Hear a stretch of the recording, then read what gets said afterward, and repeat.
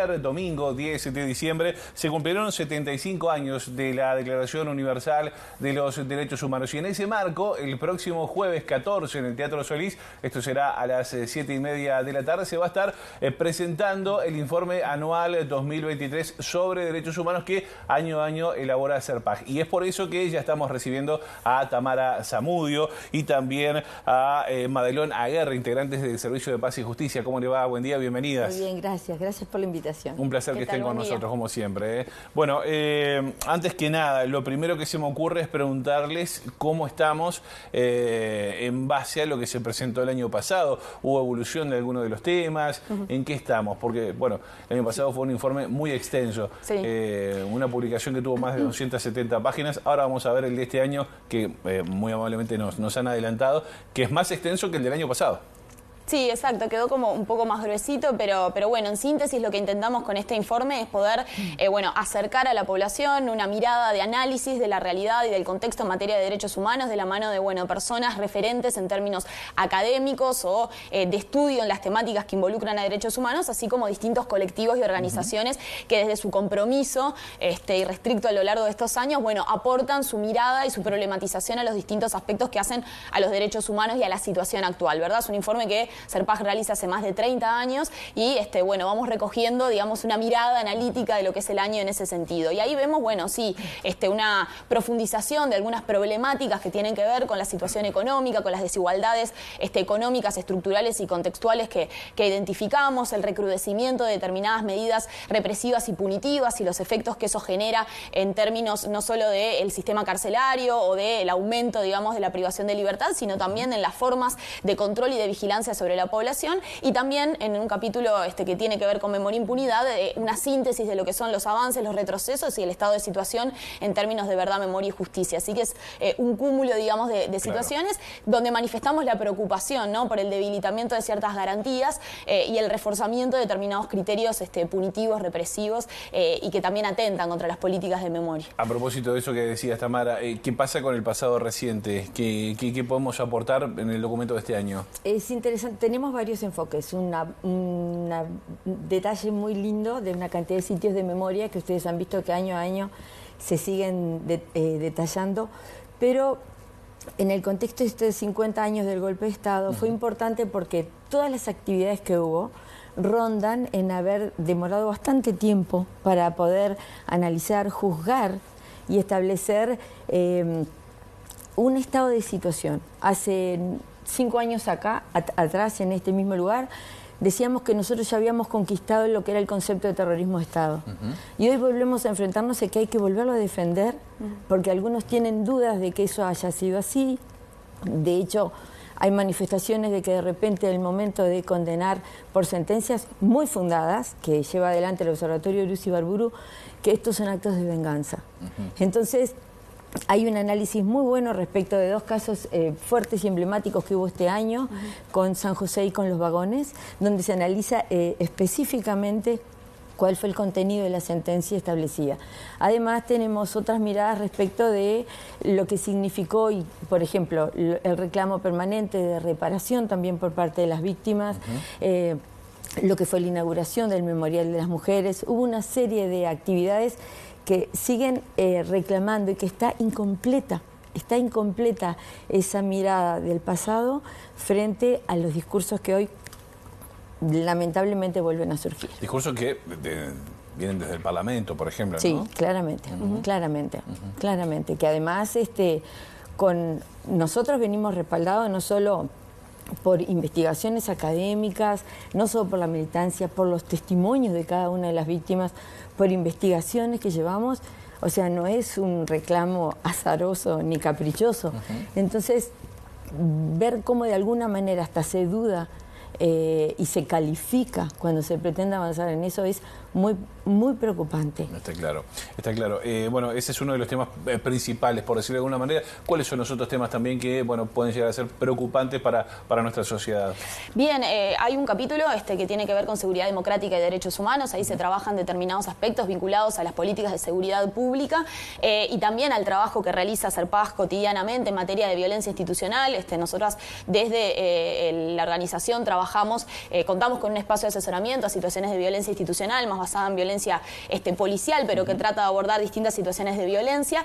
Y también, bueno, en el trabajo que realizamos cotidianamente en la materia hay algunos artículos que muestran, digamos, eso, pero también hay algunos aportes de investigaciones vinculadas, por ejemplo, a lo que tiene que ver con el delito, con las sentencias judiciales vinculadas a los delitos de drogas, con la situación de las mujeres privadas de libertad. Hay una preocupación, digamos, vigente y que se manifiesta en distintos temas que están adentro del capítulo, que tienen que ver con, bueno, los efectos de las políticas punitivas sobre distintas poblaciones, ¿no? Y los efectos también para combatir problemas que son muy acuciantes para nuestro país y también a nivel regional e internacional, como tiene que ver con el narcotráfico, ¿no? Ahí, por ejemplo, hay algunos artículos vinculados a investigaciones de la Universidad de la República, también al trabajo que realiza CERPAJ, donde mostramos o identificamos con preocupación la forma en la cual se está intentando abordar este problema, que es complejo, que implica distintos niveles y distintos estadios de cómo las redes criminales se organizan, pero sobre todo que encuentra en el Estado una acción represiva y punitiva sobre determinados territorios y determinados sujetos vinculados al microtráfico, ¿no? Esa cadena y eslabón más débil de lo que es la red del narcotráfico, y eso repercute, bueno, en un aumento muy importante de la prisionalización, del encarcelamiento, principalmente de mujeres, porque los resortes que han aumentado las penas en los delitos y que los han hecho inexcarcelables tienen que ver con delitos vinculados al microtráfico. Incluso ¿siguen siendo las mujeres las más perjudicadas en este tipo de...? Sí, el crecimiento, el aumento, digamos, del encarcelamiento en este tipo de delitos en las mujeres fue en el año 2022 fue de un 26%, mientras que en los hombres fue un 7%. O sea que hay un clivaje muy fuertemente instalado en términos de género, porque, bueno, los aumentos de penas vinculados a los delitos de microtráfico, como es la venta dentro del hogar o también el ingreso, digamos, de estupefacientes, de sustancias a los centros carcelarios, son aspectos vinculados mucho más a lo que es las acciones de las mujeres, digamos, que a lo de los hombres. Y eso se identifica en esto, el crecimiento de las mujeres privadas de libertad y el crecimiento del encarcelamiento en ese sentido, en un ámbito, digamos, o como decíamos, en un eslabón que es el más débil y que termina afectando al hogar, afectando a infancias y adolescencias, porque en su mayoría son mujeres jefas de hogar, claro, y sin poder afrontar un problema que igual sigue instalándose en los barrios de forma más creciente y más problemática y más violenta también sobre determinados sujetos y poblaciones. Son hogares que quedan totalmente desamparados, desarmados, sí, por decirlo de alguna manera. Tú mencionabas algo muy importante ahí que tiene que ver con un capítulo aparte que tiene que ver con la violencia policial, por ejemplo. En el inicio de este gobierno hubo muchas denuncias, por ejemplo, ante la institución de derechos humanos con, bueno, excesos policiales y demás. Algunos se dilucidaron, otros quedaron por allí. Capítulo aparte para eso. ¿De qué hablamos cuando hablamos de violencia policial? Bueno, en realidad hablamos de distintas formas, digamos, de acción arbitraria por parte de la policía, donde hay distintas situaciones que podemos pensar como malos procedimientos, pero también tenemos situaciones que tienen que ver con situaciones de violencia física, violencia psicológica, con delitos en definitiva. Y bueno, ahí hay también una síntesis del trabajo que venimos realizando desde el espacio de asesoramiento a la violencia institucional, donde identificamos este tipo de prácticas mucho más instaladas, y no solamente las prácticas que tienen que ver con la violencia policial en territorio, sino también la dificultad posterior, ¿no? De qué opciones hay o dónde poder denunciar este tipo de prácticas abusivas por parte de la policía. Y ahí tenemos una dificultad enorme y un problema enorme. El Estado uruguayo no reconoce la violencia institucional y la violencia policial, y los espacios de investigación, que es fiscalía o que, bueno, a veces la gente va y deriva, digamos, asuntos internos, cuando es un área interna del Ministerio del Interior donde no existen garantías para la persona y para la víctima de que existe efectivamente una investigación y que la información sea preservada y garantizada, bueno, genera mucha preocupación para poder afrontar este problema, ¿no? La falta de identificación y la falta de acceso a la justicia a las víctimas, ¿verdad? ¿Y el acceso a la justicia es complejo? Y además lo interesante es enganchar lo que viene hablando Tamara, ¿no? ¿Cómo es necesario el abordaje de derechos hacerlo en una mirada de coherencia e integralidad? Porque Uruguay tuvo en dictadura el índice más alto de prisionalización y lo tiene ahora en precios sociales. Lo tuvo en represión policial y militar, lo tiene ahora en insistencia de prácticas que no son adecuadas. El acceso a la justicia sigue siendo la misma dificultad para esta situación y para las víctimas. Porque es necesario analizar cuáles son las secuelas que nosotros tenemos en términos de impunidad, que siguen manejando una estructura donde la gente no puede lograr acceder. Y en el caso, por ejemplo, además de las situaciones que derivan de todo lo que va explicando Tamara, lo preocupante es la situación de calle, que muchas situaciones de chicos que salen, vuelven a estar en calle, la dificultad en términos de la desigualdad que se está provocando cada vez más fuerte, que eso hay análisis económicos y análisis sociales al respecto, y eso marca también una situación de un deterioro social muy grande. Esa condena y esa discriminación y esta estigmatización se va marcando cada vez más. Y eso nos vuelve además una sociedad violenta. Y son todos temas que van atados de la mano, ¿no? Todos. Lo que pasa es que siempre es, no miren para atrás, y sin embargo es imperioso. Si queremos como sociedad lograr una forma distinta a vincular, lo debemos hacer. Hay un análisis muy lindo respecto del Estado, de cómo acceder y cuáles son los vericuetos que sin querer siempre el Estado nos impide para llegar a eso. De alguna manera, bueno, todos somos responsables de la situación. Quizás la sociedad un poco menos, pero ¿qué pasa acá? ¿Quién es el responsable al máximo? ¿Es el Estado está omiso? ¿Es un tema de legislación? ¿Cómo analizan eso? Creo que es un combo, ¿no? Que hay un poco de todo. Creo que hay un poco de todo, porque han habido leyes que se han propuesto, se han trabajado, no salen, y hay otras que perjudican y no se las levanta. Sí, y en ese sentido es interesante el informe anual, porque yo creo que recoge una mirada sin duda de exigibilidad al Estado, ¿no? De poder establecer la responsabilidad del Estado en garantizar determinados derechos humanos en términos básicos, ya sea a nivel de programas de ejecución, ¿no? En materia de política pública, como también, como tú decías, en materia normativa, donde hay algunas alertas, como por ejemplo la ley de corresponsabilidad en la crianza, hay un artículo referido a eso, pero también en la mirada, digamos, que los colectivos colocan a través del trabajo que realizan cotidianamente, hay un llamado, digamos, o una defensa de lo que es la organización colectiva y la necesidad, digamos, de esa demanda o exigibilidad desde la sociedad organizada, y también la idea, digamos, que a través de la construcción colectiva podemos pensar, mirar distinto y también aportar, ¿no? A mejorar el acceso a derechos humanos fundamentales. Se le ha dado menos voz a los colectivos, ¿no? Sin Es claro que en este momento nosotros mismos tenemos una necesidad de fortalecer ese tejido.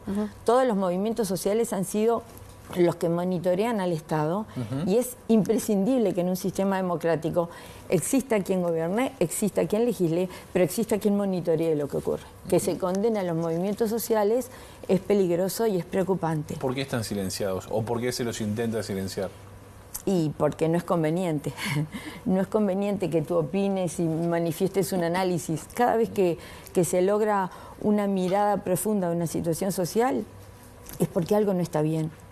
Y ellos de alguna manera también, ellos me refiero a quienes deberían de resolver algo, les cuesta y muchas veces ni siquiera convocan a los movimientos, que son movimientos de más de 20 años, con experticia, con trabajo en base, con trabajo con la gente.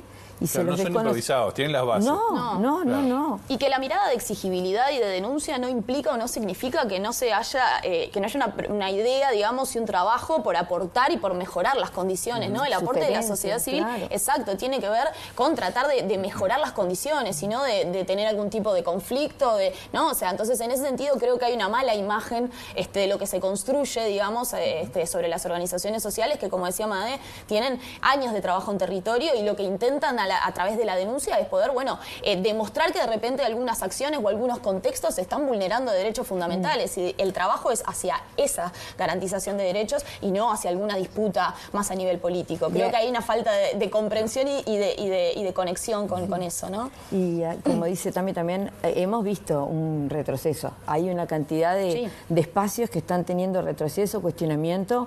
Los colectivos LGTBQI+, están siendo otra vez puestos en una mirada de cuestionamiento. Todo lo que se había avanzado en el tema, además, justo que viene de la mano con el tema narco, lo de la despenalización del cannabis, lo de la despenalización del aborto, y otra vez se vuelve a un discurso donde los derechos adquiridos vamos en un retroceso. Y eso es preocupante. Es complejo. Bueno, de este y otros asuntos se va a hablar entonces el próximo jueves en el Teatro Solís a las 19:30 horas. Exactamente. Ahí está. Vamos a estar por ahí. Y hay libros obviamente para repartir. Vamos a tener la presencia también de Martínez, el decano de la Facultad de Humanidades, una compañera Andrea Sorondo y también Gerardo Caetano, que van a estar ahí exponiendo y presentando un poquito algunos de los temas que están involucrados en el informe. Vaya plantel entonces. Bueno.